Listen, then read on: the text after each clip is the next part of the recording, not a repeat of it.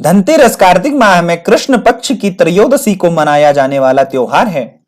धनतेरस को धन त्रयोदशी व धन्वंतरी जयंती के नाम से भी जाना जाता है। मान्यता है कि इस दिन आयुर्वेदिक चिकित्सा पद्धति के जनक धन्वंतरी देव समुद्र मंथन से अमृत कलश लेकर प्रकट हुए थे, इसलिए धनतेरस को धन्वंतरी जयंती भी कहा जाता है। धन्वंतरी देव जब समुद्र मंथन से प्रकट हुए थे, उस समय उनके हाथ में अमृत से भरा कलश था। इसी वजह से धनतेरस के दिन बर्तन खरीदने की भी परंपरा है। धनतेरस के पर्व से ही दीपावली की शुरुआत हो जाती है। धनतेरस का शास्त्रोक्त नियम। धनतेरस कार्तिक माह के कृष्ण पक्ष की उदय व्यापनी त्रयोदशी को मनाई जाती है। यहाँ उदय व्यापनी त्रयोदशी से मतलब है कि अगर त्रयोदशी तिथि सूर्य उदय के साथ शुरू होती है तो धनतेरस मनाई जानी चाहिए। धनतेरस के दिन प्रदोष काल सूर्यास्त के बाद 3 मुहूर्त में यमराज को दीपदान भी देना चाहिए।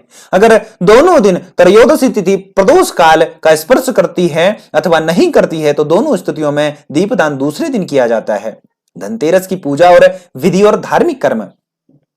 मानव जीवन का सबसे बड़ा धन उत्तम स्वास्थ्य है, इसलिए आयुर्वेद धन्वंतरी के अवतरण दिवस यानी धनतेरस पर स्वास्थ्य रूपी धन की प्राप्ति के लिए यह त्योहार मनाया जाना चाहिए। धनतेरस पर धन्वंतरी देव की षोडशोपचार पूजा का विधान है। षोडशोपचार यानी विधिवत 16 क्रियाओं से पूजा संपन्न करना। इनमें आसन, पाद्य, अर्घ्य, आचमन, सुगंधित पेय जल, स्नान, वस्त्र, आभूषण, गंध, केसर, चंदन, पुष्प, धूप, दीप, नैवेद्य, आचमन, शुद्ध जल, दक्षिणायुक्त तांबूल, आरती एवं परिक्रमा है। धनतेरस पर पीतल और चांदी के बर्तन खरीदने की भी परंपरा है। मान्यता है कि बर्तन खरीदने से धन समृद्धि होती है। इसी आधार पर इन्हें धन त्रयोदशी या धनतेरस भी कहते हैं। इस दिन शाम के समय घर के मुख्य द्वार और आंगन में दिए जलाए जाने चाहिए, क्योंकि धनतेरस से ही दीपावली के त्योहार की शुरुआत होती है।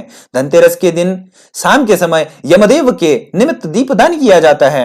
मान्यता है कि ऐसा करने से मृत्यु के देवता यमराज के भय से मुक्ति मिलती है। अक्सर कुछ प्रश्न पूछे जाते हैं तो उनका निवारण हम आपको यहाँ पे बताते हैं। धनतेरस पर क्या खरीदना चाहिए?